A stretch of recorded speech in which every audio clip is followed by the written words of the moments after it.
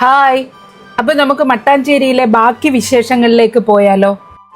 ജൂത പള്ളിയും മട്ടാഞ്ചേരി പാലസും അതുപോലെ നമ്മൾ ബോട്ട് യാത്രയും കാണാം. ജൂത പള്ളിയെ പരദേശി സിനഗോഗ് എന്നും പറയുന്നു. ഏകദേശം 450 വർഷം പഴക്കമുള്ളതാണ് ഈ പരദേശി സിനഗോഗ് എന്ന് പറയുന്നത്. അപ്പോ അതായത് പരദേശി എന്ന വാക്കിന്റെ അർത്ഥം രാജ്യത്തിന് പുറത്തു നിന്ന് എത്തിയവർ എന്നാണ്. ഇവിടെ പ്രധാന ടൂറിസ്റ്റ് കേന്ദ്രമായതിനാൽ തന്നെ ഇവിടുത്തെ വഴികളെല്ലാം നല്ല വൃത്തിയായിട്ടാണ് സൂക്ഷിക്കുന്നത്. അതുപോലെ ഇവിടെ ഒരു പുതിയ കെട്ടിടങ്ങളൊന്നും പുതിയതായിട്ട് പണി കഴിപ്പിക്കില്ല എന്നാണ് പറയപ്പെടുന്നത്. AD 70 ജെറുസലേമിലെ ജൂതന്മാരുടെ രണ്ടാം ദേവാലയം റോമാക്കാർ ആക്രമിച്ചു. അതുപോലെ മറ്റു രാജ്യങ്ങളെയും ജൂതന്മാർ ആക്രമിക്കപ്പെട്ടു. പൊറുതിമുട്ടിയ ഇസ്രായേൽ അടക്കമുള്ള രാജ്യങ്ങളുടെ യഹൂദർ ലോകത്തിന്റെ പല ഭാഗങ്ങളിലേക്കും പലായനം ചെയ്തു എന്ന് പറയപ്പെടുന്നു. അതിലൊരു വിഭാഗം കേരളത്തിലും എത്തി എന്നാണ് പറയുന്നത്.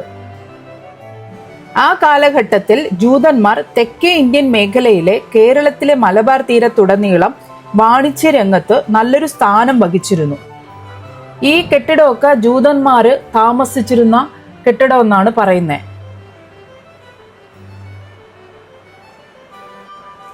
എറണാകുളം ജില്ലയിലെ മട്ടാഞ്ചേരിയിലുള്ള പുരാതന യഹൂദ ആരാധനാലയമാണ് മട്ടാഞ്ചേരി ജൂതപ്പള്ളി എന്ന് അറിയപ്പെടുന്നത്. മലബാർ യഹൂദരാണ് 1567 ഈ സിനഗോഗ് പണികഴിപ്പിച്ചത്. കോമൺവെൽത്ത് രാജ്യങ്ങളിൽ തന്നെയും ഏറ്റവും പഴയ സിനഗോഗാണ് ഈ ജൂതപ്പള്ളി എന്നറിയപ്പെടുന്നത്. പള്ളിക്കകത്തേക്ക് കയറാനായിട്ട് പ്രവേശന ഫീസ് എന്ന് പറയുന്ന 10 രൂപയാണ്.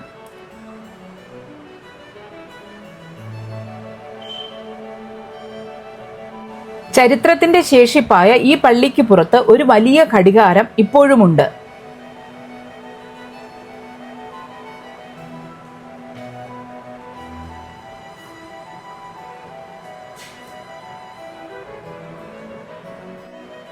ഇതാണ് ജൂതപ്പള്ളി. അപ്പോൾ പള്ളിയിലുള്ള ഓരോ വസ്തുക്കളും നൂറ്റാണ്ടുകളുടെ പഴക്കമുണ്ട്. വിളക്കുകളെല്ലാം ബെൽജിയം, ഇറ്റലി എന്നീ രാജ്യങ്ങളിൽ നിന്ന് കൊണ്ടുവന്നവയാണ്.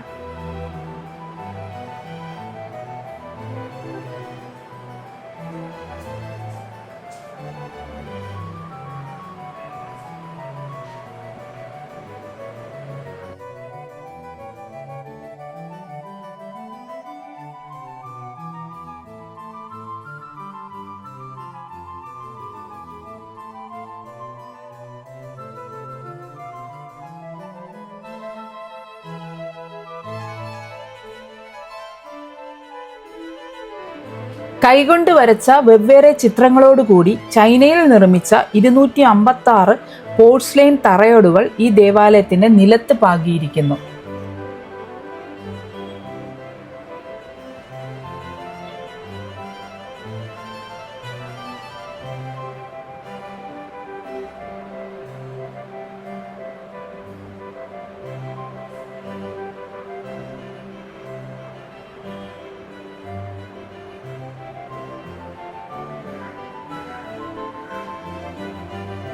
ഇങ്ങോട്ട് ഈ സ്റ്റെയറിന്റെ മേലോട്ട് പ്രവേശനം ഇല്ല കേട്ടോ.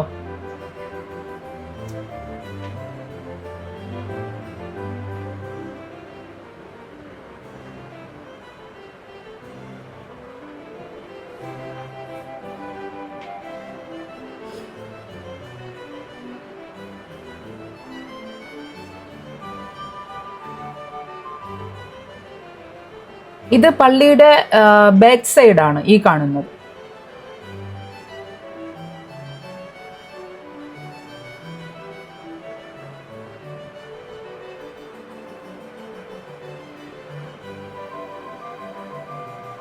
അതുപോലെ ഇവിടെ ഒരു പെയിന്റിംഗ് ഹാളുണ്ട്. കൊച്ചിൻ രാജാക്കന്മാരും ജൂതന്മാരും ആയിട്ടുള്ള ബന്ധം വിവരിക്കുന്ന പെയിന്റിങ്സ് ആണിവ. അപ്പൊ അതില് എഴുതിയിട്ടുണ്ട്. അപ്പൊ അവര് കൊടുങ്ങല്ലൂർ വന്നതും അങ്ങനെയുള്ള ഡീറ്റെയിൽസ് ആയിട്ടുള്ള കാര്യങ്ങൾ അവിടെ എഴുതിയിട്ടുണ്ട്.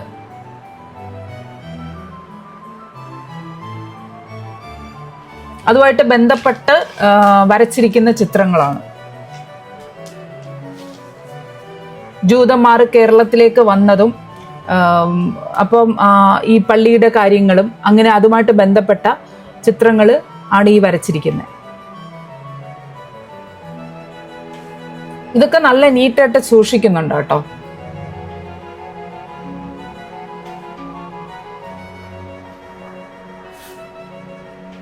പിന്നെ പഴമ അതുപോലെ തന്നെ അങ്ങനെ നിർത്തിയിട്ടുണ്ട്. കാരണം ആ ഒരു കെട്ടിടങ്ങൾക്കായാലും ആ ഒരു മാറ്റങ്ങളൊന്നും വരുത്തിയിട്ടില്ല.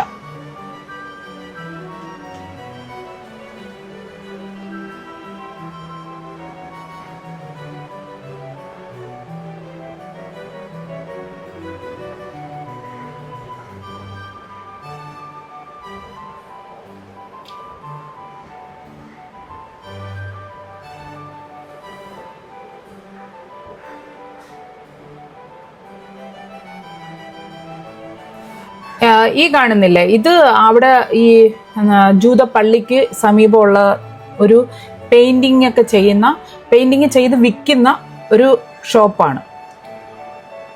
അപ്പോൾ ഒരു പ്രായമുള്ള ഒരു ആളിൻ്റെയാണ് ഈ ഷോപ്പ്. പക്ഷെ ഒരുപാട് വിദേശികളൊക്കെ വന്ന് കാണുന്നുണ്ട്. പക്ഷെ വേറെ അവിടെ ജോലിക്കാരെയൊന്നും ഞാൻ കണ്ടില്ല. പുള്ളി തന്നെയാണ് ഇരുന്ന് വരയ്ക്കുന്നതും വിൽക്കുന്നതും ഒക്കെ. അപ്പോൾ വിൽക്കാൻ വേണ്ടിയിട്ട് അങ്ങനെ, അതായത് നമ്മൾ മനസ്സിലായില്ല, അടിച്ചേൽപ്പിക്കുന്ന തരത്തിലൊന്നും ആള് പറയുന്നുമില്ല. ആ ഒരു വിൽക്കാനുള്ള ആ ഒരു ടെൻഡൻസി അവിടെ കാണുന്നില്ല. ആളിരുന്ന് വരയ്ക്കുന്ന ആൾക്കാർ വന്ന് ഇങ്ങനെ ടൂറിസ്റ്റുകളൊക്കെ വന്നിട്ട് ചിത്രങ്ങളൊക്കെ കണ്ടു പോകുന്നു. പക്ഷെ ഞാൻ പുള്ളിയുടെ അടുത്ത് ചോദിച്ചപ്പോൾ വിൽപ്പനയ്ക്ക് വച്ചിരിക്കുന്നതാണെന്നാണ് പറഞ്ഞത്.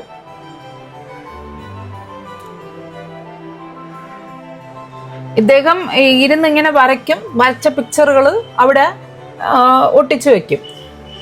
അപ്പോൾ ആവശ്യക്കാർ വന്നിട്ട് വാങ്ങുമായിരിക്കും, അങ്ങനെ ആയിരിക്കും. ആളൊന്നും അങ്ങനെ സംസാരിക്കുന്നൊന്നുമില്ല.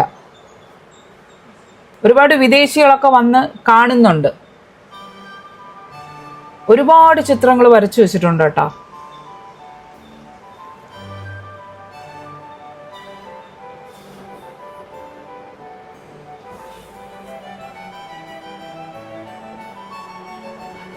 ഈ സ്ട്രീറ്റൊക്കെ നല്ല നീറ്റായിട്ട് കീപ്പ് ചെയ്യുന്നുണ്ട്. ഇതൊരു ത്രെഡില് ചെയ്തെടുത്തതാണ് കേട്ടോ, നമ്മുടെ ഇന്ത്യയുടെ മാപ്പ്. ഇത് അടുത്തുള്ളൊരു ഷോപ്പാണ്. ആ പെയിന്റിങ് കടയുടെ അടുത്തിരിക്കുന്ന ഒരു ഷോപ്പാണ്. ഇതൊക്കെ വിൽപ്പനയ്ക്ക് വെച്ചിരിക്കുന്നതായിരിക്കാം.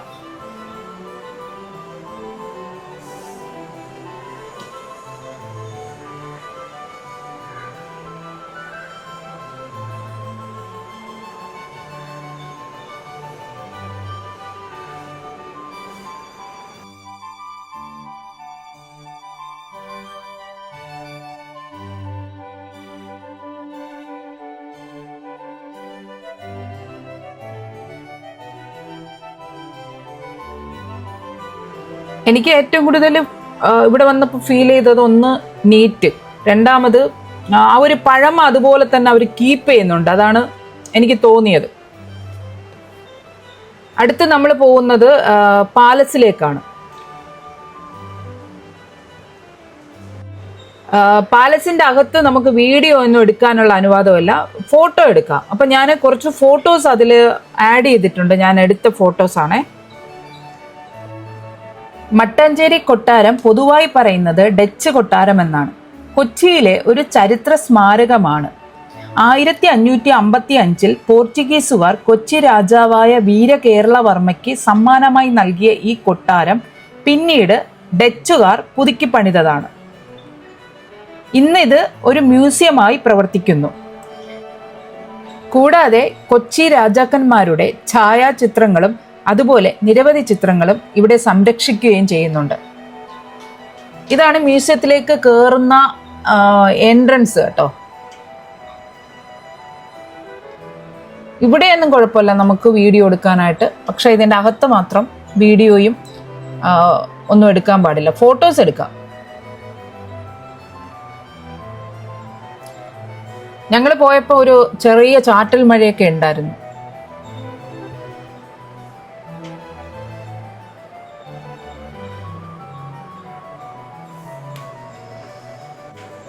ഇതാണ് ആ സൈഡിൽ കാണുന്നതാണ് ക്ഷേത്രം കേട്ടോ.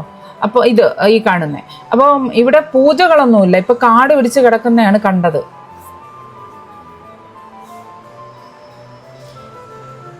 അന്നത്തെ കാലത്ത് ക്ഷേത്രമായിരിക്കാം.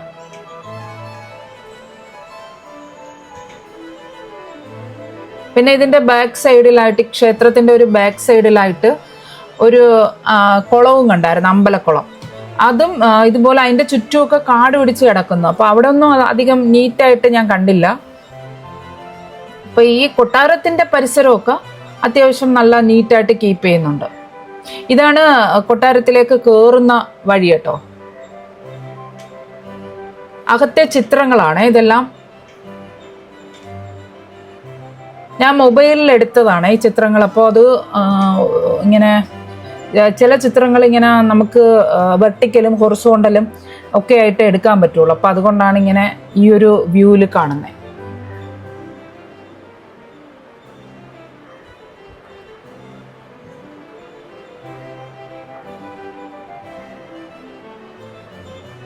പെയിന്റിങ്ങുകളൊക്കെയാണ് കേട്ടോ ഇത് അകത്തെ.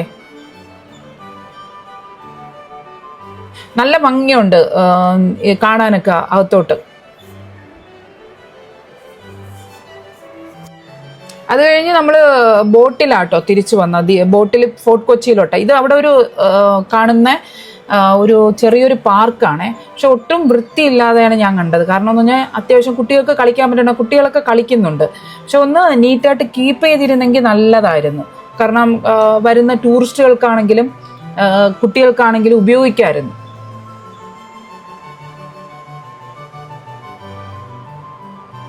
ബോട്ട് യാത്ര നല്ല അടിപൊളിയായിരുന്നു കേട്ടോ. കാരണം ആ ഒരു കാഴ്ചയും ഒക്കെ ഭയങ്കര ഭംഗിയായിരുന്നു.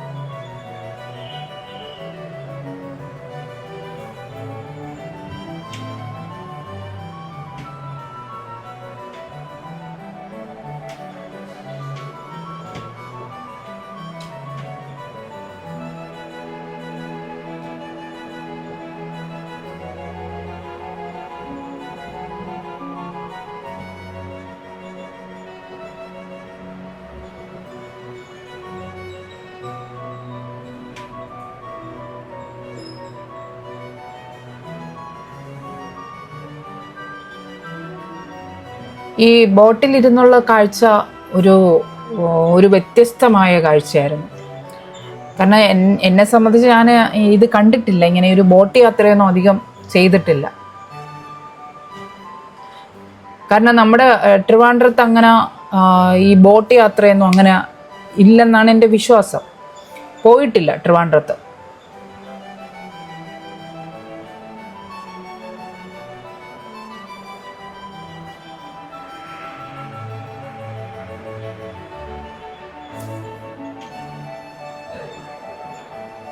ആ കാണുന്നതൊക്കെ ആ ഫോർട്ട് കൊച്ചിയുടെയൊക്കെ ഭാഗങ്ങളാണ്.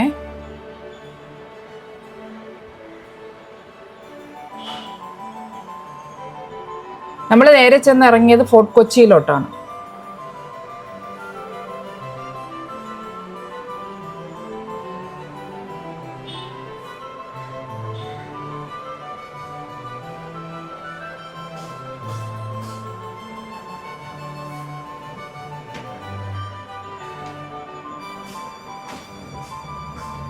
ഇന്ത്യൻ കോസ്റ്റ് ഗാർഡിൻ്റെ ഷിപ്പാണ്.